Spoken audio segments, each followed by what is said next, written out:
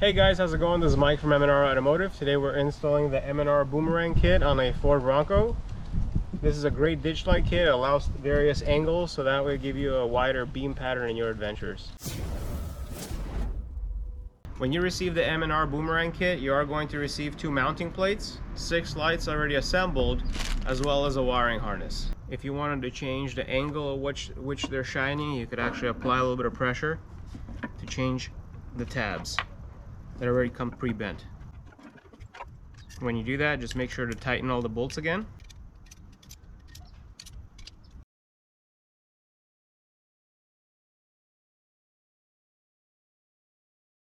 When you purchase the M&R Boomerang kit, you do get 2 mounting brackets, you get 6 pods, the mounting hardware, and the wiring harness.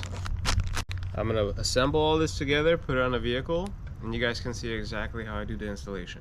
I'm going to go ahead and grab the passenger side first. Align the light with the opening.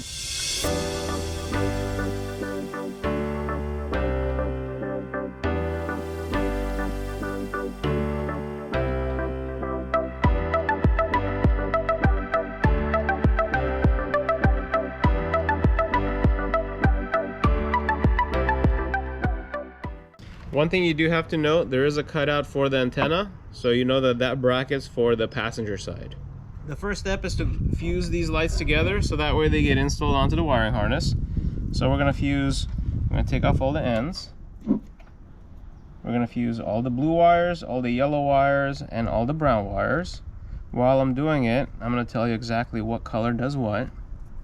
So the blue wire is going to be the ground. The brown wire, that's the main function of the light, which is the bright white light. And the yellow wire is the amber diurnal capability. So I'm going to go ahead and fuse all the browns, all the yellows, and all the blues. So these are going to be crimped using crimp connectors. We're going to do the same thing on the driver's side. Take off all the protective ends.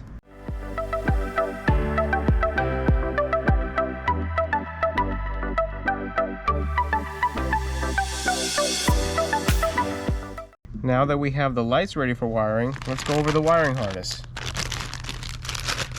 You have a 2-lead main wire and you have 2 grounding straps. We're going to go ahead and take the strap and we're going to crimp. The eyelid portion is going to go on the vehicle, but the crimp portion is going to be connected to the blue wire. So I'm going to go ahead and crimp it right now.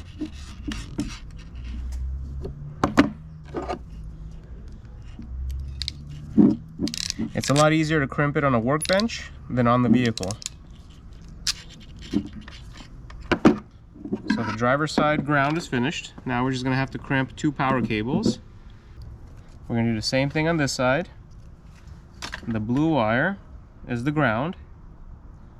So we're going to go ahead and crimp it to our grounding strap. So now let's go ahead and look at the main power cables. They're going to function the amber and the white capability. You do get 2 different power leads and they're going to be connected to the auxiliary switches. We are using a red and a white cable, and this is where you determine which one you want powering the whites and which one you want powering the ambers. When you extend the wiring harness, because the auxiliary switch hookup is on the driver's side, the Y intersection bridge is going to be on the driver's side pods. This end of the wiring harness is going to go across to the passenger side pods, and this end of the wiring harness, it's going to get connected to auxiliary switches, which we're going to determine and are on the driver's side around the hood area. Now we're ready to mount it on the Bronco and do the wiring. First thing, go ahead and pop the hood. I personally like to start with the driver's side just because we have that Y intersection on the wiring, which one way is going to go towards the auxiliaries and one way is going to go towards the passenger. So first thing I'm going to do, I'm going to bring my kit here and I'm going to take out these 2 accessory bolts. One's a TP25 and one is a TP30. So this is the larger one. We're going to take these 2 bolts, we're going to run the wiring underneath the plastic, and then we're going to mount the M&R setup. I'm gonna go ahead and feed the wire underneath, make all the connections, crimp the light itself or the wiring, and then feed it back, install the plate and the 2 bolts. So now I'm gonna go ahead and pry these 2 open. We'll be able to feed the wire under. And keep in mind that we discussed before, the Y intersection is gonna go on the driver's side. So we're gonna go lift this up, feed the wires through. I'm gonna crimp it, and we're gonna feed it back down after the crimp.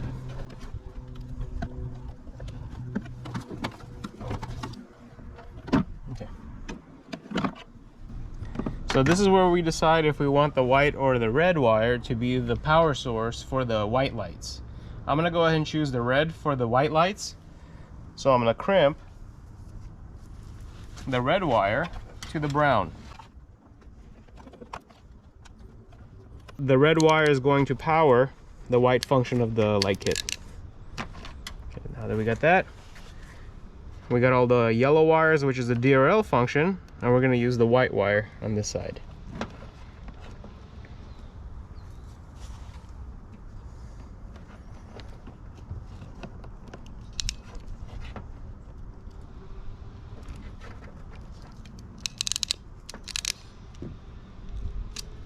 I like to double crimp my wires so that way they don't come out. So now what we can do,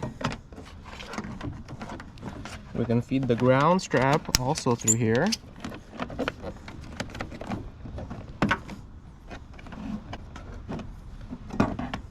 We can tug on this wire to get our wiring through. Now that we have all the crimps connections connected, we're going to go ahead and push the access wire back in by gently tug on it.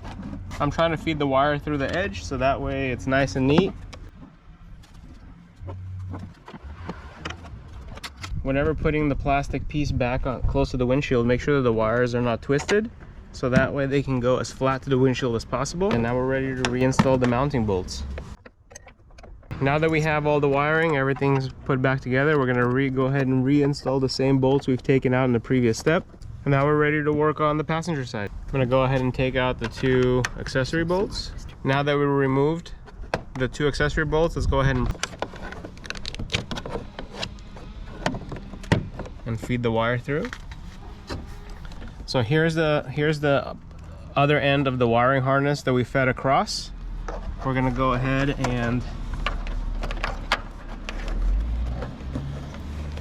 carry it under the plastic. Oh, we also have to do it under around the antenna as well. So you know what we can do for this? We can take the antenna off temporarily. We can feed the wire under the trim.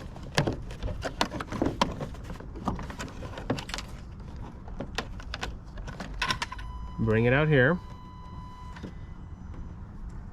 And now we can crimp the wires. So just a reminder, we use the red wire for the white light, so that's going to be for the brown wire. So red to brown.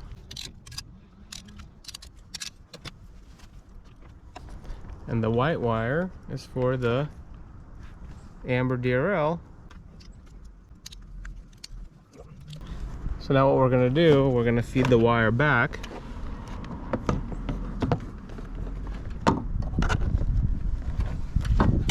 Also keep in mind that the ground strap also has to go underneath.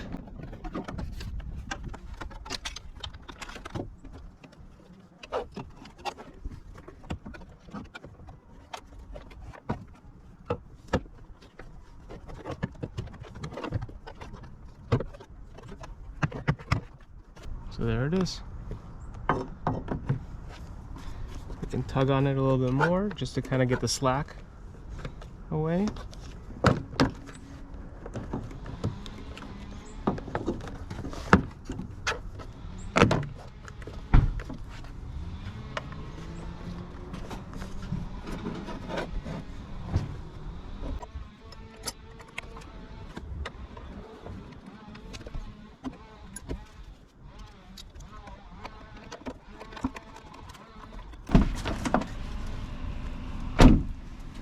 Now we can go ahead and reinstall the antenna. So now that we have these mounted, we're going to go ahead and do the mounting strap to a bolt here and connect the two power sources to two upfitter switches. Okay, now that we have them mounted, let's go ahead and do the two grounds.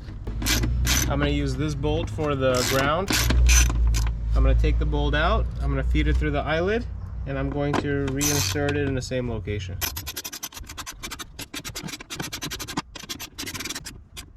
Let's go ahead on the driver's side.